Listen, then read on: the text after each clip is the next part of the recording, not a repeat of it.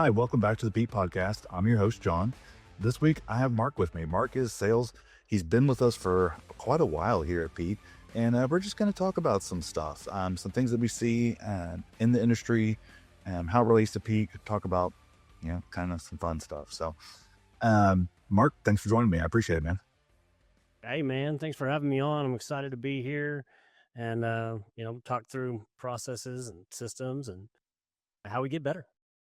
Yeah. Now, first off, when we talk about systems and processes, most people's eyes just glaze over because they're like, oh my God, I don't care about processes and systems. Just get the shit done. Sorry, I shouldn't cuss on my own podcast, but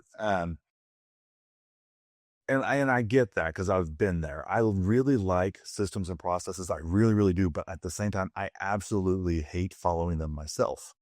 As most entrepreneurs, yeah, you're like, yeah. As most entrepreneurs, we're like, okay, let's get stuff done. Let's move forward. But what happens over time is things like, even if you get them all documented, I know a few years ago, the big thing was, oh, just record videos of it and then give that to your VAs. That was your system and process. Or your SOP, sorry, your standard operating procedure. And that works, but then things change and then you forget to update it. And then it's like, well, it hasn't changed that much. And then you don't check on it and things just go awry.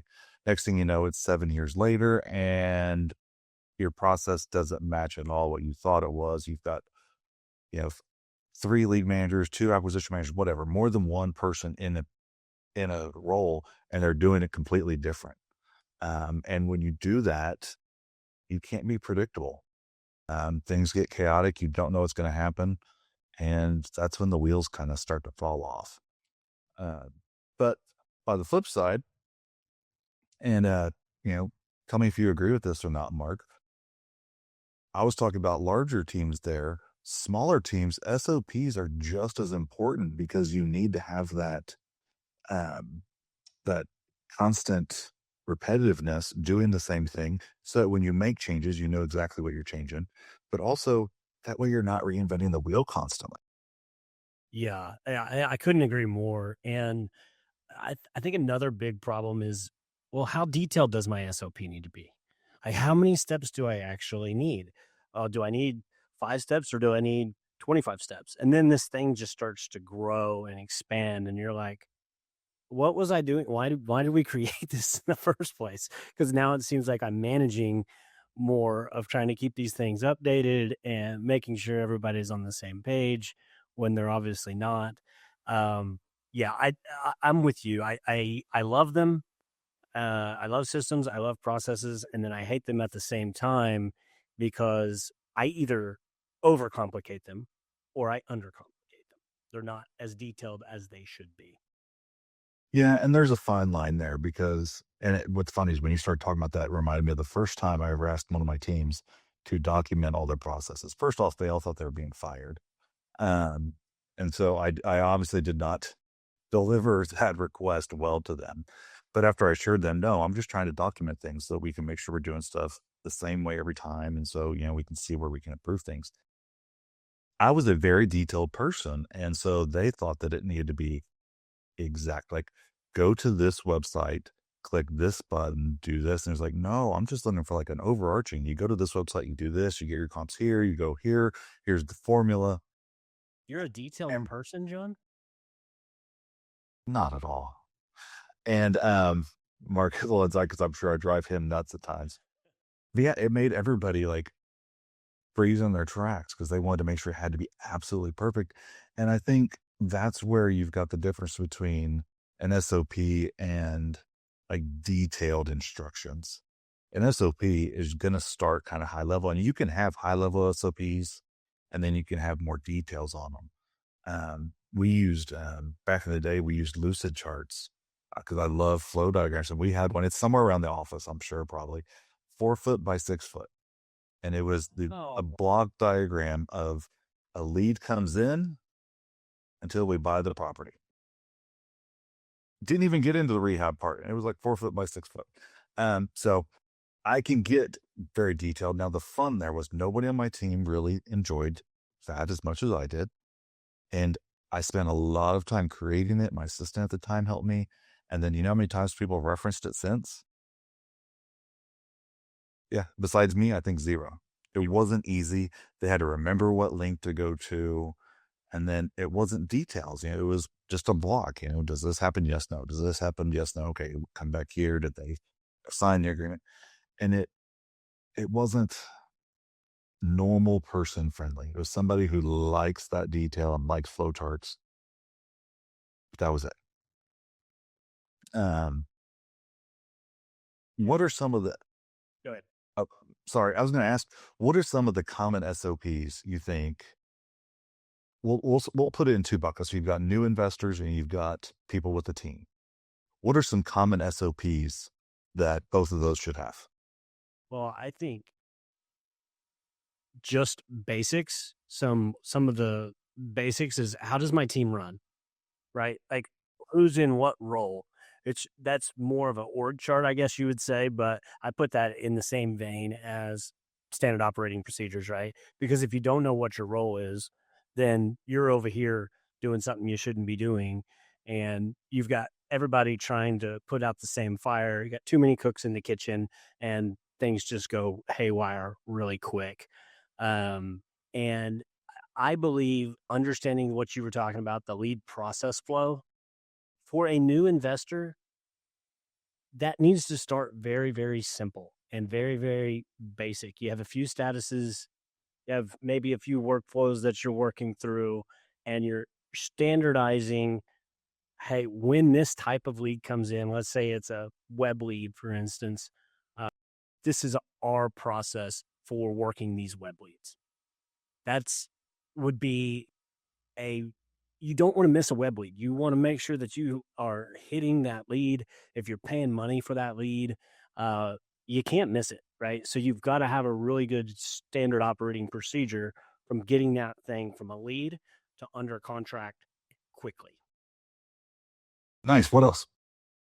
So I think from that point, once you have a property under contract, I see a lot of investors drop the ball here.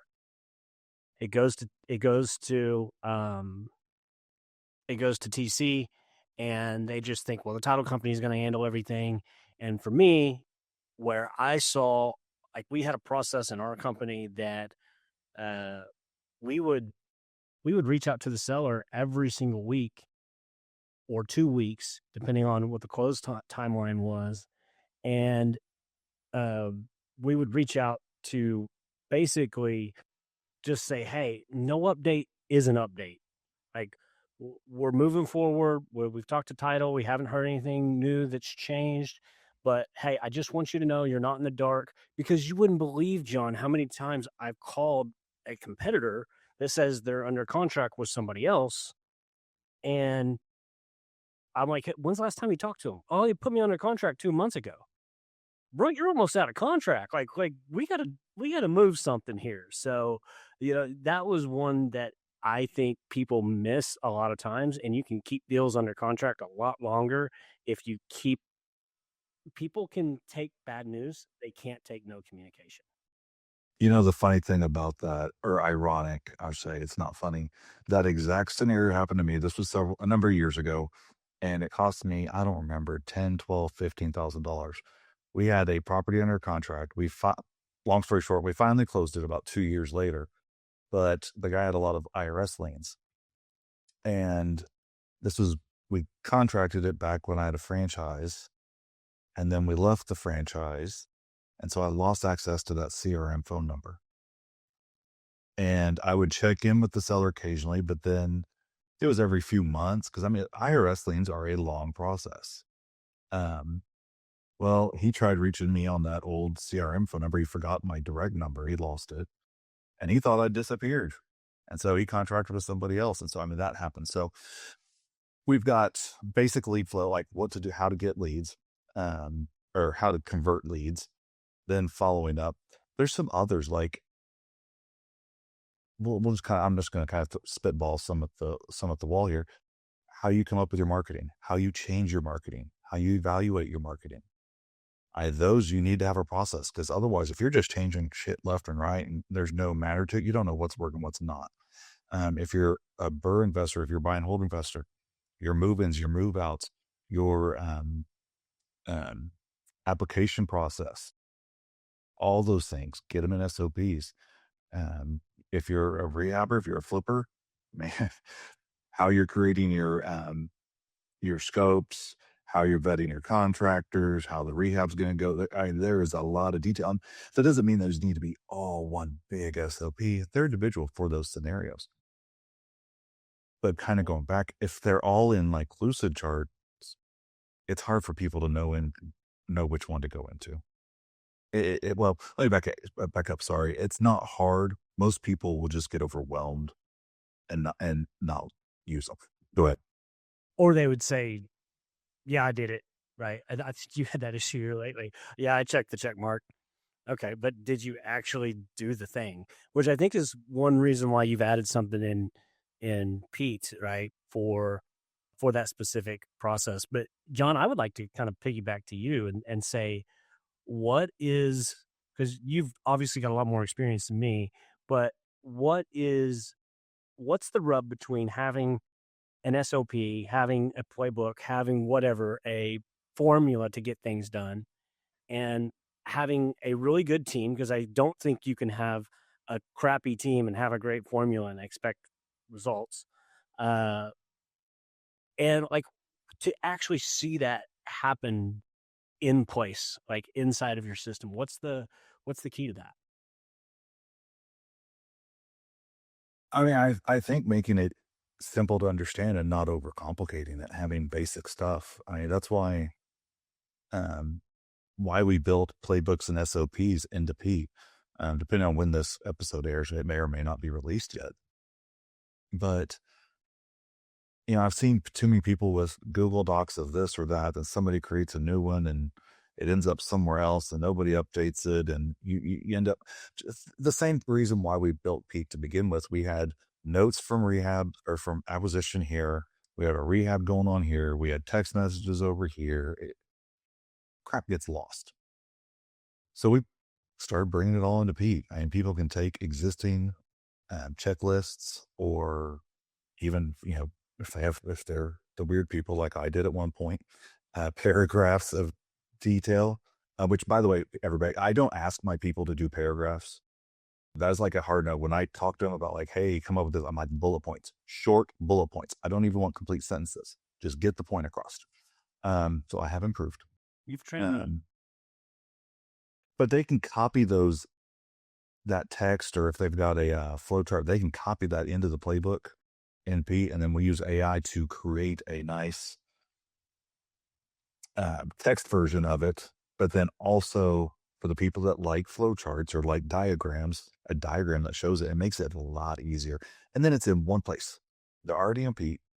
They just go to the playbooks, search for the playbook, search for what they're looking for. They can find it, they can see it. And then the key also here is it's super easy to update. Versioning. Now, of course, yeah. So people can change what they need to. If I don't want some of my team being able to edit them, I just want to be able to see them. That's fine. But then also another flip side of the area is giving accountability and ownership to the team. Hey, this is your process. If something changes, make sure it's changing in here. That way, and phrase it so that way when you're on vacation and somebody else does it for you, they can do it the way that you want them to. That's a benefit for them. Yeah, I think you did that with Brian, one of our new support guys, right? You're like, this is the A to B process. Mark has it here, but you get it into Pete. Yeah, and that's just so we have all of our stuff in one place. When you've got your stuff all over the place, you end up losing money because you've got stuff all over. Now, for those people that don't like dealing with that, let's say person listening right now is your typical entrepreneur who's like, yeah, I'm not going to do that. What are some ways, just off the cuff, that they could, if they don't have any process defined, they could get it into some sort of bullet points or text without having to sit down and type? I would say if you already have either like a training or a coach or something like that, and they have processes in place that you're learning from, right? Or their VAs have processes that they've had, getting those into Pete and seeing what that looks like, and then versioning and changing it based on what your business looks like, essentially. What I mean by that is, you know, I think a lot of times when I was messing with playbooks, we brought in a probate um, form that I've used in my business for years. It just tells how to get probate deals in Oklahoma. And when you look at that and then you have somebody do it and then they have a problem, that's when you know, like, okay, this needs to change. Like, for instance, I connected lead forms and sent her a link, but then I changed the link. And so that link that was in the playbook didn't work anymore. So she went to the link and she was like, this doesn't work. And I'm like, well, that's because I need to go in and change that on that version. And so it just getting it in there, seeing it, and then testing with your team, and then getting that feedback after a meeting we had, like directly after you gave me some direct feedback that I needed to hear, and it helped me. I think it helps me go on to the next meeting. So keeping that feedback loop is very, very vital. And like you said, making the team members kind of own that process. Yeah. Yeah. What I just completely lost my train of thought. I hate it when I do that. Have that effect on people. Something else that we've done on the playbooks is we've created categories. So it's just basically like tags essentially, but you can create categories of playbooks. Like you could have operations, project management, general operations, acquisitions, rehab, property management, whatever the case is. And I'll also say I'm not perfect by any means. We're still operate. These things are always going to be evolving. We're always going to be finding out, oh, we need one for this, or we need one for that. An important one that came up on ours last winter was winterization of vacant properties. Well, winterizing a property is, if I say those 4 words, winterizing a property, 3 words, that's going to mean something different to you versus me versus somebody else. And when pipes freeze, everybody starts pointing the finger. Yeah. Get it all standard. Just get it out there. It's an expensive policy that's not followed, right? Yep. Ask me how I know.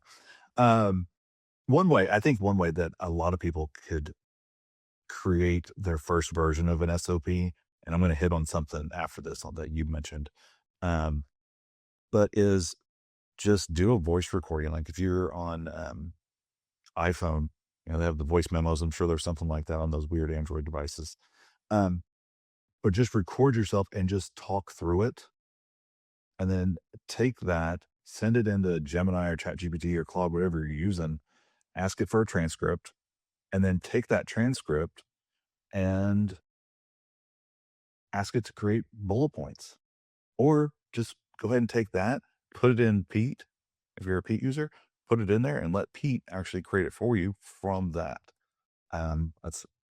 There's lots of different ways you can do it without having to sit down. Because a lot of entrepreneurs feel confined, or they feel willies if they have to sit down and type out an SOP because they're overthinking it.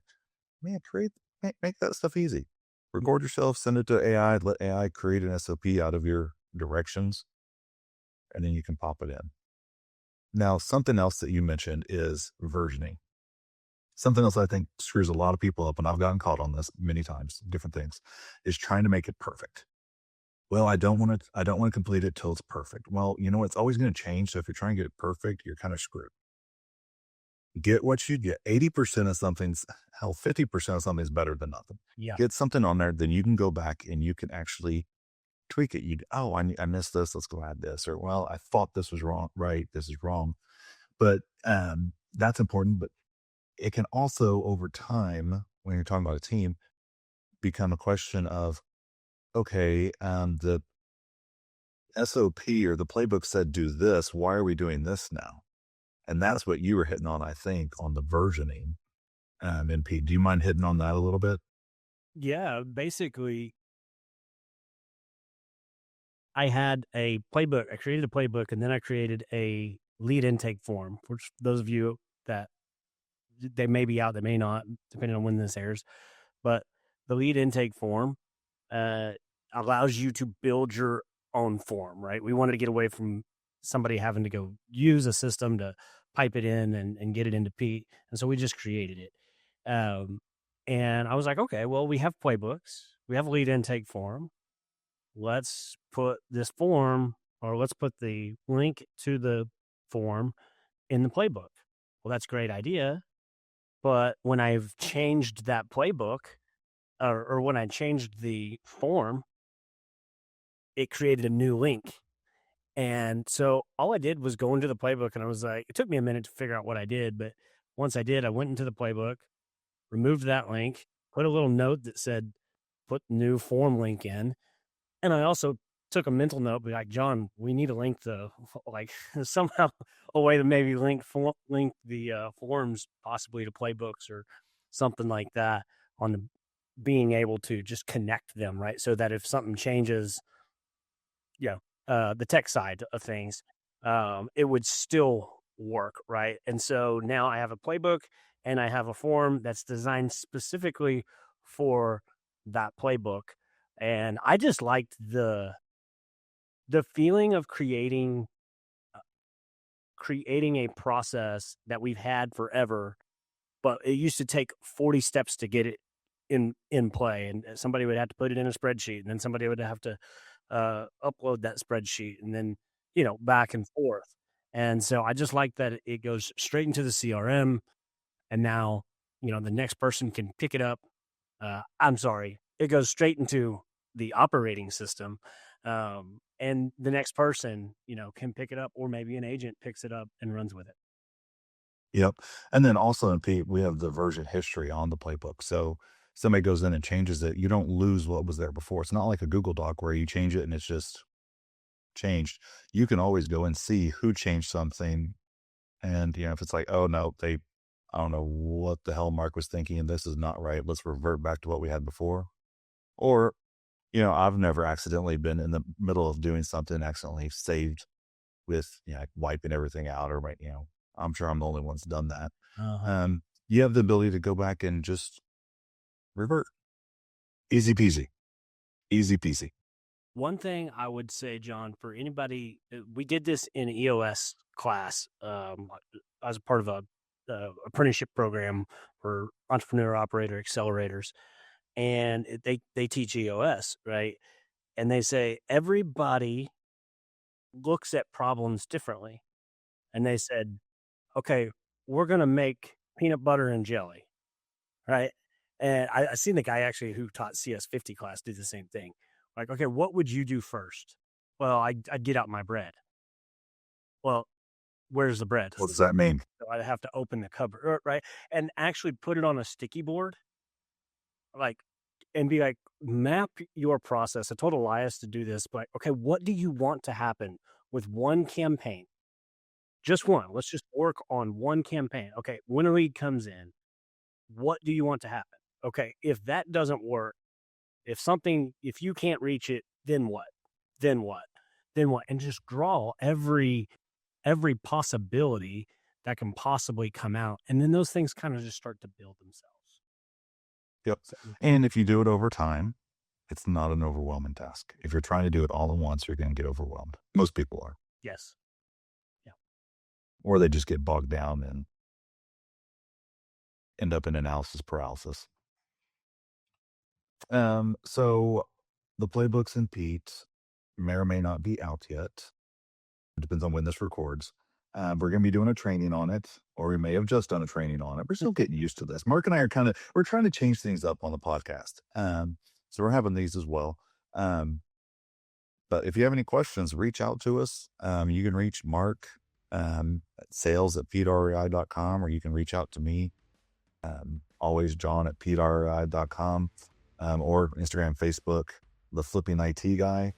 And Mark, what's the Instagram and Facebook for Pete? Is it the Pete REI? Yep, facebook.com/the Pete REI. Awesome. And then if you are a Pete user, make sure you're part of the Facebook Pete users group. We go into a little bit more stuff on there and whatnot. So anyways, Mark, thank you for joining me. I appreciate it. And everybody, we'll talk to you next week. Yep. Thank Bye. you. Bye.